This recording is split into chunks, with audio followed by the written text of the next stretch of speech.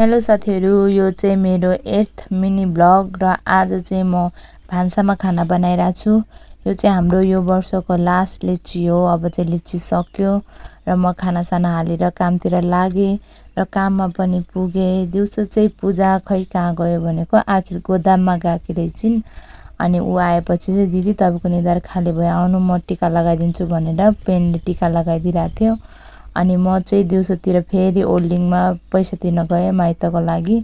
अनि दिदी भेटेको थियो, दिदीलाई हाई गर्नु भने हाई गर्नुभयो र म चाहिँ ओल्डिङको अफिसतिर लागेँ नेटको पैसा तिर्नको लागि र त्यहाँ पनि तिरेर भ्याएँ। र पसलमा आएर चाहिँ सेन्डो सेट मिलाउन थियो, साइज मिसाएर, त्यही भएर साइज मिसाएर 6 पिसको बन्डल चाहिँ मैले बनाइरहेको थिएँ। सेन्डो सेट 6 पिसको बनाएर चाहिँ एउटा एउटा पोकामा राख्नु पर्ने थियो, मिलाएर राखेँ।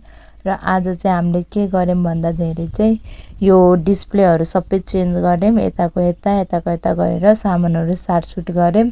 र अब आजलाई यति नै साथीहरु, फेरि भेट्ने छु अर्को भिडियोमा। Bye bye. सब्स्क्राइब गरिदिनु होला त्यति बेलासम्म।